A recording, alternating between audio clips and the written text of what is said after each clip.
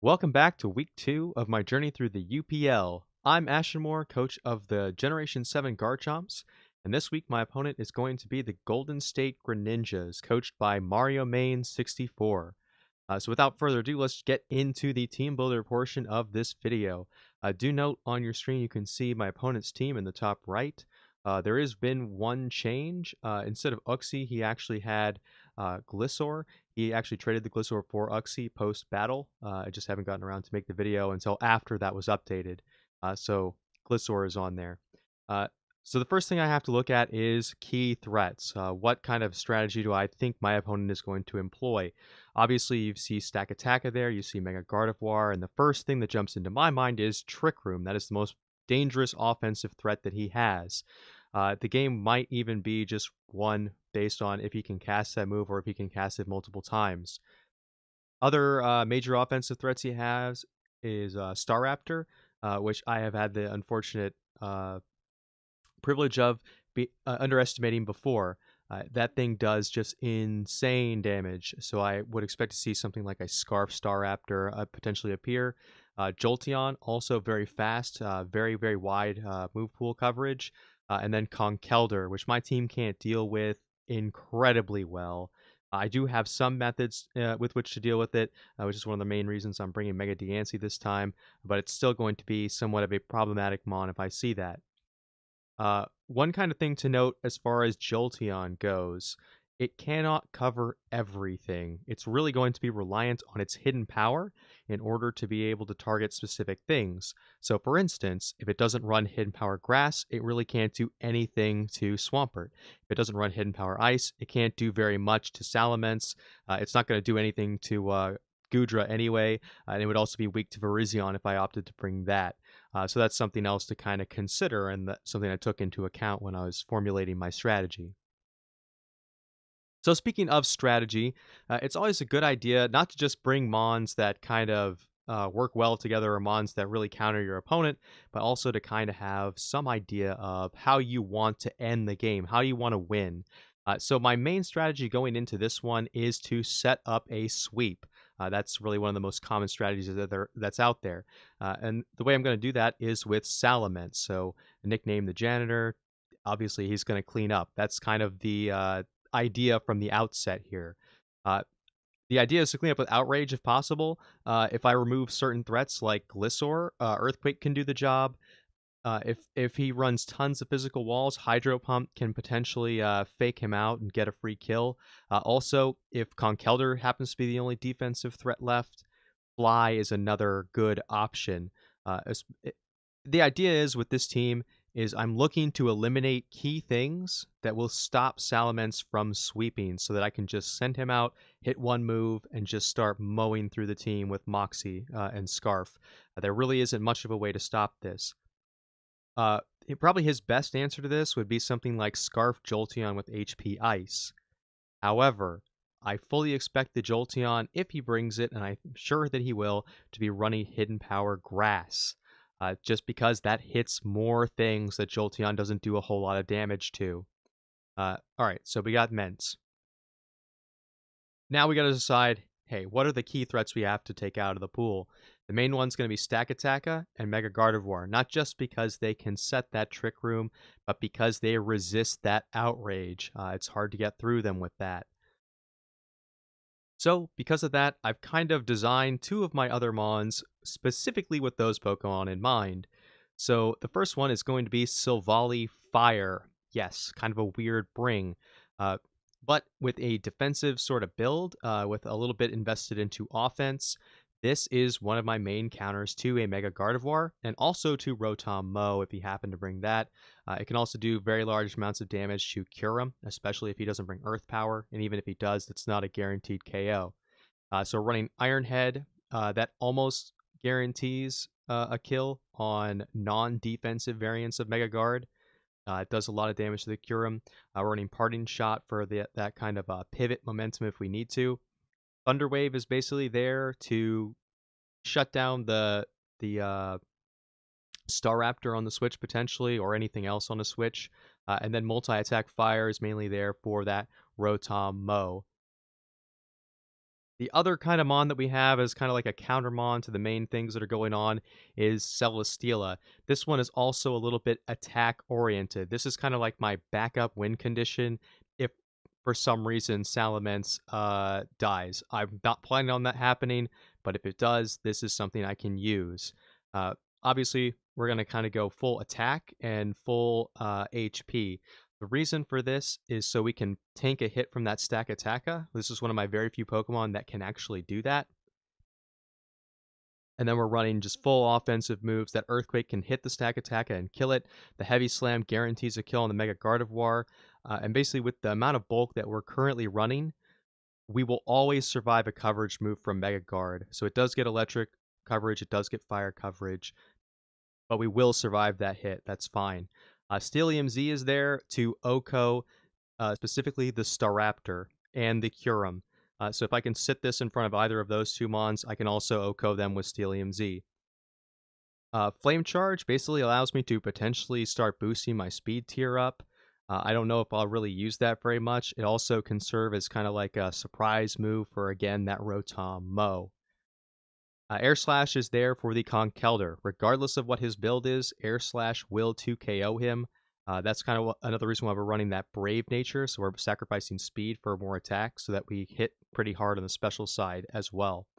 I'm not expecting him to bring Conkeldurr with Assault Vest, but it could happen, and this is one of my ways to get through that. So, speaking kind of on Conkeldurr and how we get through that particular mon, I'm going to be bringing my Mega Diancie for the first time. One kind of drawback to Mega Diancie is that its move pool is just not very diverse. However, it doesn't really need to be. It hits pretty much everything already. So a combination of Moonblast, Earth Power, and Diamond Storm hits almost every single thing on his team for super effective damage. The only thing that sort of walls this and can revenge kill it is going to be, well, potentially the Jellicent can do a lot of damage, but really the one I'm looking at is that Gliscor. So Hidden Power Ice will always outspeed that Gliscor unless it happens to be Scarf, which I do not expect. It will OHKO it every single time. Doesn't matter what its investment actually is. So that's what we're bringing this for. Also, just to break that Conkeldurr. So minus the Assault Vest Conkeldurr, that Moonblast is going to just outright kill it. Now we're thinking Jolteon, right? What's our main switch into Jolteon? We know he's going to bring that. So I'm going to be bringing Assault Vest Goodra. Sap Sipper ability, that's basically going to be for that Rotom Mow, and also for Hidden Power Grass off of Jolteon, if he happens to be running that. We're going HP and attack, so full attack investment. Power Whip, Earthquake. Those are going to hit that Jellicent, and they're going to hit that Jolteon and the Stakataka. Two other moves that we're running, Ice Beam, that's another way that I can kill that Gliscor. And then Focus Blast is kind of like my, hey, I'm going to OHKO the Stakataka maybe on the switch kind of deal. It also can do some decent damage to Incineroar, assuming that's not Assault Vest, and it can also hit that type Null. So that's something I've kind of neglected to mention in my team building so far. Type Null is deceptively tanky, since it can use Eviolite and it already has base 95 HP defense and special defense. I could see that coming. I kind of thought about bringing Virizion specifically because of that purpose, but I've got enough other stuff that can break that wall that I'm not too concerned about it.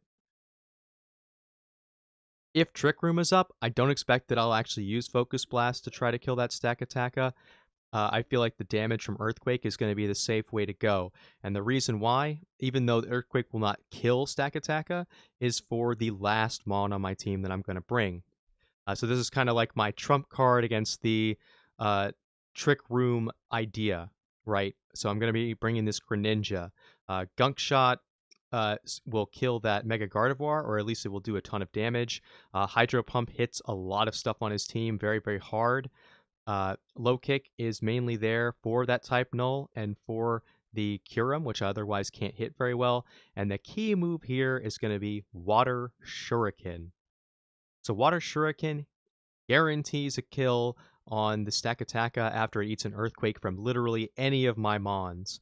So if he has Trick Room up and he's even if he's at full HP, I'm going to send out Greninja. I'm going to use Water Shuriken. It even has a potential to one-hit KO that Stack Attacka, regardless of what his actual investment is. Unless he's running Life Orb, or not Life Orb, Assault Vest, but I don't expect to see that either. We're going to run max speed. We're going to run max attack, or max special attack with a little bit of investment into attack to boost that low kick just slightly. Looking on it afterwards, I don't really think I needed this extra speed. The only thing that would outspeed me is Jolteon, and it would have done it regardless of what my investment actually was. So that's pretty much the team. That's the idea behind this. Set up immense sweep, stop that trick room stuff from going off. Overall, I feel pretty good about this matchup. Feel pretty good about my choices as far as like what to bring. There is one more thing I kind of want to talk about. Other options I could have bring and why I didn't bring those Pokemon. That's an interesting thing to think about, so I'm going to talk about it.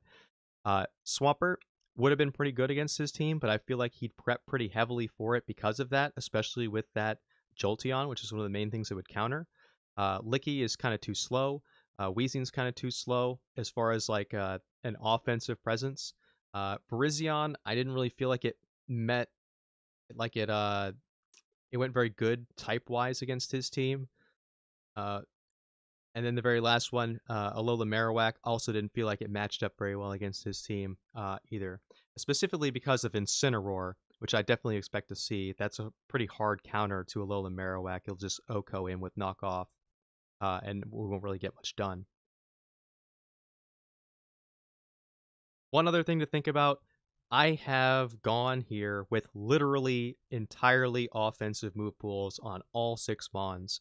I think the only utility moves that I have is that Thunder Wave on the Silvally and that Parting Shot. The reason I've gone with such an offensive build is because of that Trick Room potential.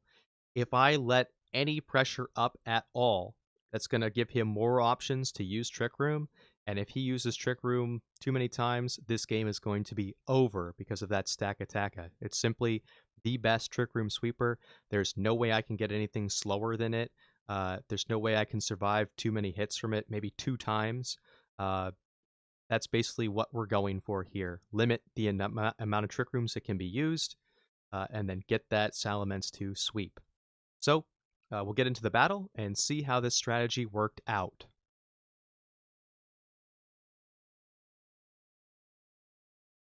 All right, so we're getting into the battle. We've got his lineup versus my lineup. I'm kind of looking at this, kind of thinking, like, what's my strategy going to be? What's my opening play? Looking at his team, he's not brought the Mega Gardevoir, which is fantastic. He hasn't brought the Staraptor. Again, I'm very happy about that. The one I'm most happy to not see is Conkeldurr. Don't have to worry about that guy either. One that he did bring that I did not really expect him to bring is the Jellicent, so that might give me some issues. However, kind of looking his team over, I noticed that nothing really is going to resist my my Mega Diancie. So I can feel pretty safe leading that and just kind of clicking Moonblast and taking a big chunk out of something. Even if Stack Attack is the lead, we can OHKO with Earth Power, so I'm not too worried about anything there. This is a pretty easy lead with just Mega Diancie. There's not really any way I can be punished as far as this play goes. So we'll go ahead and we throw him out. He's got the Kyurem. I'm going to hit Moonblast, and obviously he's going to switch out into that Jellicent, so we'll get to see kind of what build he's gone for here. Now, the Jellicent does have the leftovers. It's got a lot of special defense. So my thought is, hey, he could hit me with a Scald. I'm not really wanting to risk HP on the Diancie right now because it is so effective against a lot of his team. And if I take too much chip damage, I'm going to get killed by a Thunderbolt off of that Jolteon, especially if he's like Specs Jolteon, which I could see happening. So I'm going to switch out into my Goodra, and then he's going to hit me with the Trick Room. Now, I did not expect the Trick Room off of the Jellicent. I actually had forgotten that it learned Trick Room at all. This was not part of my plans in the first place. So at this point, I'm kind of thinking, this is kind of bad. I do know that Jellicent can't do anything to my Assault Vest Goodra. It can go for a Will-O-Wisp, but I'm not too concerned with that. So I'm thinking he's going to switch to Stack Attacka here. So I'm going to hit Earthquake. I could have hit Focus Blast, and I did consider doing so because it had the potential to OHKO it. However, if I missed that Focus Blast, I would probably lose the entire game.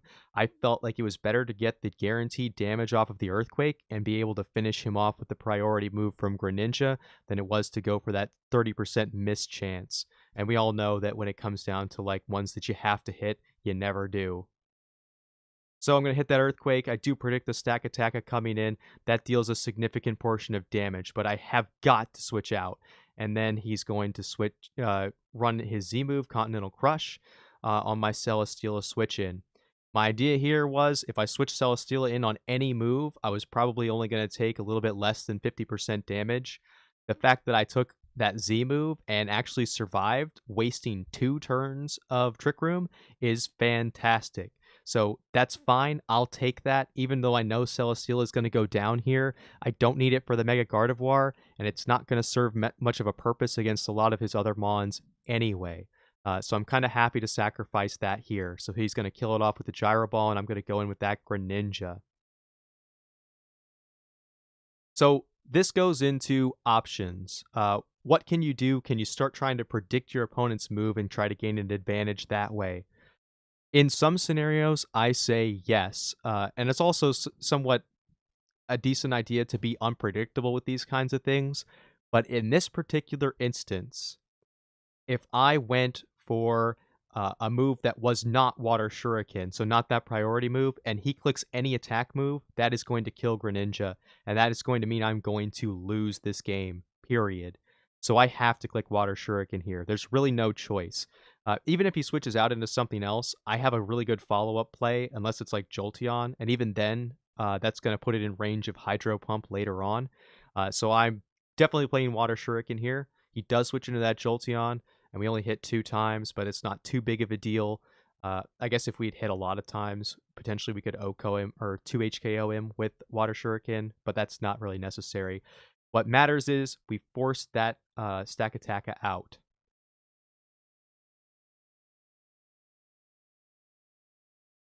So here, obviously, I'm going to go into my Jolteon counter, which is the Goodra. So I'm just going to switch right into that. Obviously, since the Trick Room went away, the Jolteon was going to outspeed.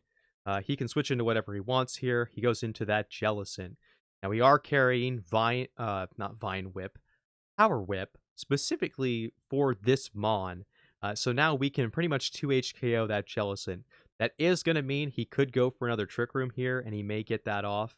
But at this point, I'm kind of accepted that that might be the case.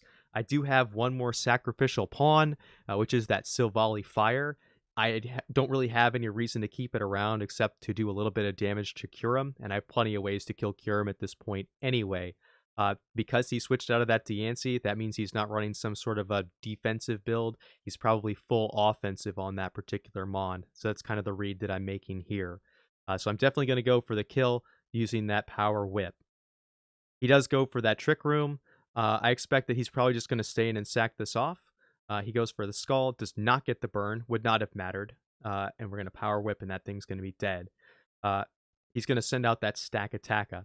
I still need that Goodra as a switch in to Jolteon, and also as a potential to kill or at least deal some damage to the Gliscor and the Incineroar, which I do need to weaken a little bit before I can do my sweep with Ments. So we're going to go into that Silvally Fire, sacrifice that off. So you can see that's what happens. We absorb a Gyro Ball, that's great. Stone Edge happens. We're going to go back into that Greninja to threaten this out, or potentially kill it, and he's going to end up staying in. Water Shuriken is going to get that kill. So at this point, we're looking pretty good. Obviously, Jolteon's going to come in. We're going to switch back out into our Goodra, absorb that Volt Switch, and then he's going to go into his Incineroar. Now at this point, yes, I'm minus attack, but I know that I'm faster, and all I need now from this Goodra is maybe a little bit of chip damage on that Incineroar. Get rid of some of that bulk so we can set up our Ments sweep. So I'm going to go ahead, I'm just going to click Earthquake here, and then he is going to get a crit knockoff. This thing just does hella damage. The crit did matter there. we could have gotten in another Earthquake, which would have been nice, but at the end of the day, I ended up getting some RNG back towards the end of this, so I'm not too sad about that. Crits happen, it's just part of the game. Variance, if you will. So, knowing that that's the case, I'm going to go into my Greninja. So at this point, with Greninja on the field, looking at his team, I can pretty much hit Hydro Pump here, and I'm going to kill anything except for that Kyurem. Even Kyurem is going to take a significant portion of damage, and then I should be able to 2 HKO it with low kick, and there shouldn't really be much he has to threaten me out, except for Draco Meteor, and at this point, I'm okay with that. So I am going to hit that Hydro Pump, and he's going to switch into Jolteon and sack Jolteon off. Mercifully, we do not miss that Hydro Pump, so now that is out of the way, and he is going to go into that Kyurem. At this point, I did consider potentially conserving the Greninja because it could deal with both the Incineroar and the Gliscor, but I'm kind of thinking I'm just going to stick to my original plan. I still have that Diancie in the back who can do the exact same thing. So I'm just going to go for some damage on Kyurem here. I'm going to hit that low kick and potentially get the 2-hit KO. This is when we find out that the Kyurem is actually Scarf, so we are not going to get the 2-hit KO, and we're just going to get one low kick in, and then we're going to Water Shuriken because we know where he's going to stay in and he's going to try to kill us, which is exactly what's going to happen here.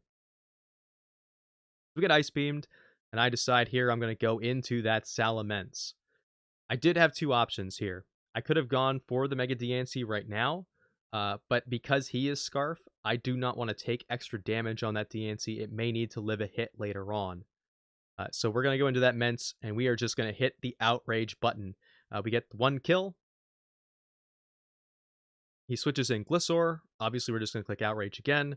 We take most of its damage, and it ends up U-turning out into the Incineroar. That will take off of our boost, but we're still going to do massive damage to that Incineroar, so I'm kind of fine with that. Really, we only need to click Outrage 2 more times. He goes Knockoff. We're confused. I go ahead and I hit the Outrage button anyway. At this point, it does not matter if I hit or not. The Diancie can still come in. It can still clean up the Incineroar and the Gliscor, no problem. So I'm just kind of like, let's just hit Outrage. End up hitting. And then we end up hitting the second time against the Gliscor to clean it up for the win. And that's going to be our first victory so far in the UPL. So now we are 1-1 in record. Next week we get to fight the leader of our division currently, who's at 2-0. So hopefully we can take a game off of that guy. So looking back at the strategy, the way things went in the game, it went pretty much according to plan. I didn't expect the Trick Room on that Jellicent, so that was really good tech on his part, and kind of bad prep on mine. But overall, I think he played a pretty good game. I just had a slightly better plan, I think, and executed it just a little better, and that pushed us out for the win. So that just goes to show you, if you're doing draft battles, always make sure that you understand what your win condition needs to be. Obviously, like, you can flex in the middle of battles, that's fine. But when you're making a battle like this, where you are designated a specific mon to sweep, you have to keep it in the back, and then you have to look for opportunities to eliminate threats to it so that it can come out and end the game for you. Anyway, that's this week's game. Hopefully you guys enjoyed it. Once again, if you want to leave me some feedback, if you like the video, like it, subscribe, whatever, and I'll see you guys next week. Thanks for watching.